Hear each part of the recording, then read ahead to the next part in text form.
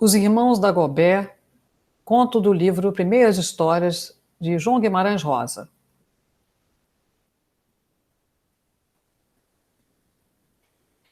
Os Irmãos Dagobert. Enorme desgraça. Estava-se no velório da Damastor Dagobert, o mais velho dos 4 irmãos, absolutamente facínoras. A casa não era pequena, mas nela mal cabiam os que vinham fazer quarto. Todos preferiam ficar perto do defunto. Todos temiam mais ou menos os 3 vivos. Temos os Dagoberts, gente que não prestava. Viviam em estreita desunião, sem mulher em lar, sem mais parentes, sob a chefia despótica do recém-finado. Este fora o grande pior, o cabeça, ferrabras e mestre, que botara na obrigação da ruim fama os mais moços, os meninos, segundo seu rude dizer. Agora, porém, durante que morto, em não tais condições, deixava de oferecer perigo, possuindo no acesso das velas, no entre algumas flores, só aquela careta sem querer, o queixo de piranha, o nariz todo torto e seu inventário de maldades. Debaixo das vistas dos 3 em luto, devia-se-lhe, contudo, guardar ainda acatamento, convinha. Serviu-lhe de vez em quando café, cachaça queimada, pipocas, assim a uns usos. Soava um vozeio simples, baixo, dos grupos de pessoas, pelos escuros ou no foco das lamparinas e lampiões. Lá fora, a noite fechada, tinha chovido um pouco. Raro um falava mais forte e súbito se moderava, e compungia-se acordando do seu descuido. Enfim, igual a igual, a cerimônia, a moda de lá, mas tudo tinha um ar espantoso. Eis um galhadé pacífico e honesto, chamado Lio Jorge, estimado de todos, fora quem enviara Damastor Dagobert para o sem fim dos mortos. O Dagobert, sem sabida razão, ameaçara de cortar-lhe as orelhas. Daí, quando o viu, avançara nele com punhal e ponta, mas o que é do rapaz que arranjara uma garrucha, despejou-lhe o tiro no centro dos peitos, por cima do coração. Até aí viveu o Teles. Depois do que muito sucedeu, porém, espantava-se de que os irmãos não tivessem obrado a vingança. Em vez, apressaram-se de armar velório e enterro, e era mesmo estranho. Tanto mais que aquele pobre Liojorge permanecia ainda no arraial, solitário em casa, resignada já ao péssimo, sem ânimo de nenhum movimento. Aquilo podia se entender? Eles, os Dagobert sobrevivos, faziam as devidas honras, serenos e até sem folia, mas com alguma alegria. Derval, o caçula, principalmente, se mexia, social, tão diligente para os que chegavam ou estavam. Desculpe os maus tratos. Doricão, agora o mais velho, mostrava-se já solene sucessor de Damastor. Como ele, corpulento, entre leonino e moar, o mesmo maxilar avançado e os olhinhos nos venenos.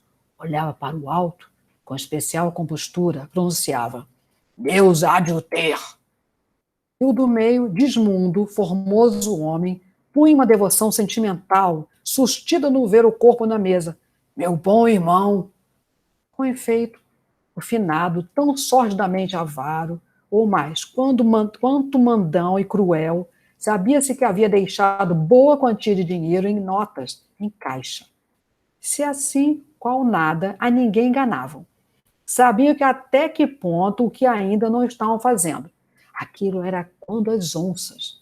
Mas logo só queriam ir por partes, nada de assodados, tal sua não rapidez. Sangue por sangue, mas por uma noite, umas horas, enquanto honrava o falecido, podiam suspender as armas no falso fiar. Depois do cemitério, sim, pegavam Lio Jorge com ele e terminavam. Sendo o que se comentava aos cantos, sem ócio de língua e lábios, num sussurruído nas tantas perturbações. Pelo que aqueles Dagoberts, brutos, só de assomos, mas treitentos também de guardar brasas em pote, e os chefes de tudo, não iam deixar uma paga em paz. Se via que estava a intenção feita. Por isso mesmo era que não conseguiam disfarçar o certo solerte contentamento perto de rir. Saboreavam já o sangrar, sempre a cada podido momento, em sutil, tornavam a juntar-se num vão de janela, no miúdo, com fabulejo. Bebiam. Nunca um dos três se distanciava dos outros. O que era que se acautelavam? E aí ele se chegava, vez por vez, algum comparente, mais compadre, mais confioso, trazia notícias, segredava. O assombrável. Iam-se e viam-se no estiar da noite. E o que tratavam de propor era só a respeito do rapaz Lio Jorge, criminal de legítima defesa, por não de quem o Dagobert Damastor fizera passagem daqui. Sabia-se já do que, entre os velantes, sempre alguém, e a pouco passava a palavra. O Lio Jorge, sozinho em sua morada, sem companheiro, se doidava? De certo, não tinha experiência de se aproveitar para escapar, o que não adiantava. Fosse aonde fosse, cedo três o agarravam. Inútil resistir, inútil fugir, inútil tudo. Devia de estar em o se agachar, ver-se em amarelos. Por lá, borrufado de medo, sem meio, sem valor, sem armas. Já era alma para sufrágios.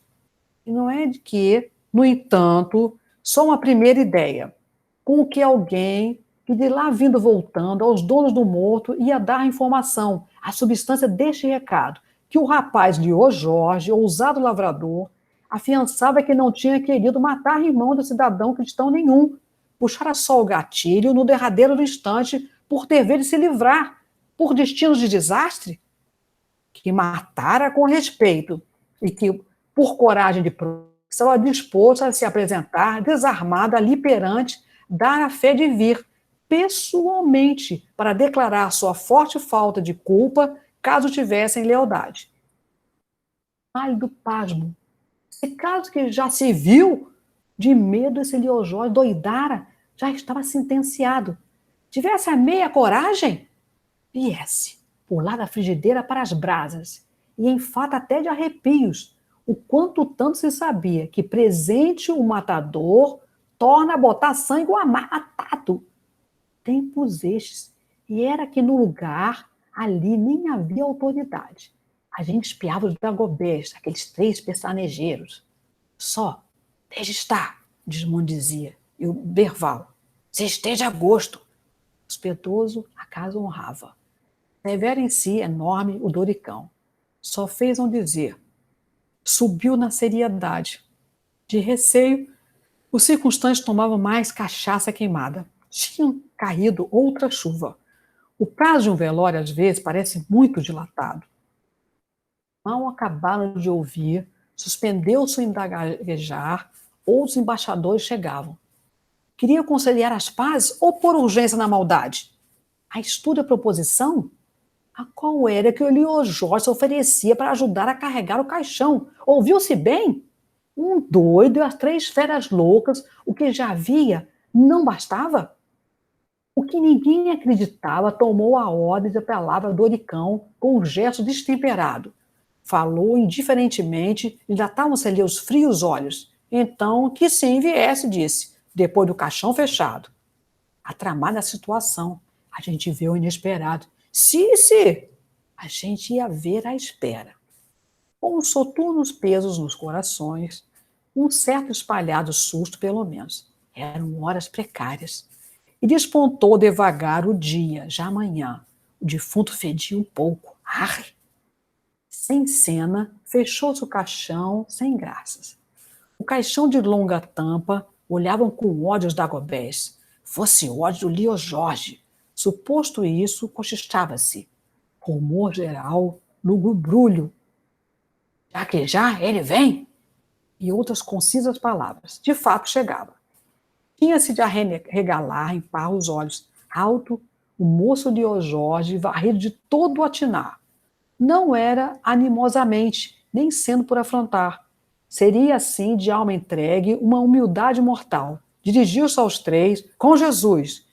Ele com firmeza. E aí, Derval, desmundo Doricão, o qual o demônio em modo humano. Só falou quase. Hã? Que coisa? Houve o pegar para carregar 3 homens de cada lado.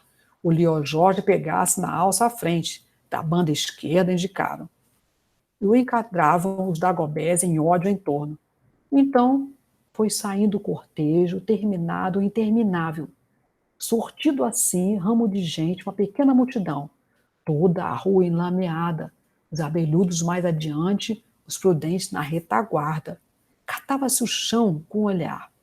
À frente de tudo, o caixão, com as vacilações naturais, os perversos Dagobés e o Lio Jorge ladeado. O importante enterro caminhava-se. No pé tintim, muito de passo. Naquele entremeamento, todos e cochicho ou silêncio se entendiam com fome de perguntidade. O Lio Jorge, esse, sem escape, tinha de fazer bem a sua parte, ter as orelhas baixadas. O valente sem retorno. Feito um criado, o caixão parecia pesado. Os três dagobés armados, capazes de qualquer supetão, já estavam de mira firmada. Sem se ver, se adivinhava, e nisso caía uma chuvinha. Caras e roupas se ensopavam. O Lio Jorge, que estarrecia, sua tenência no ir, sua tranquilidade de escravo, rezava? Não soubesse parte de si, só a presença fatal. E agora, já se sabia, baixado o caixão na cova, a queima-bucho matavam, no espiar de um credo. A chuvinha já abrandava. Não se ia passar na igreja? Não. No lugar não havia padre. Prosseguia-se. E entraram no cemitério. Aqui todos vêm dormir. Era no portão o letreiro. Fez o airado ajuntamento no barro em beira do buraco. Muitos, porém, mais para trás, preparando o foge-foge. A forte circunspectância. O nenhum despedimento a uma vez da gobé da Mastor, depositado fundo em forma por meio de rijas cordas. Terra em firme, pá e pá, assustava a gente aquele som. E agora? O rapaz Lio Jorge esperava, ele escorregou em si. Via só 7 palmos de terra dele diante do nariz? Teve um olhar árduo. A pandilha dos irmãos. O silêncio se torcia. Os dois, Dismundo e Derval, esperavam Doricão. Súbito, sim. O homem desenvolveu os ombros, só agora via o outro. Em meio àquilo, olhou curtamente. Levou a mão ao cinturão? Não. A gente era que assim previa a falsa noção do gesto. Só disse subitamente, ouviu-se: moço, o senhor vá, se recolha. Sucede que o meu saudoso irmão é que era um diabo de danado. Disse isso baixo e mau som. Mas se virou para os presentes, seus 2 outros manos também. A todos agradeciam, se não é que não sorriam, apressurados. Sacudiu dos pés a lama, limpava as caras do respingado. Doricão, já fugaz, disse e completou: a gente, vamos embora. Morar em cidade grande. O enterro estava acabado e outra chuva começava. Fim da narração do conto Os Irmãos Dagobé.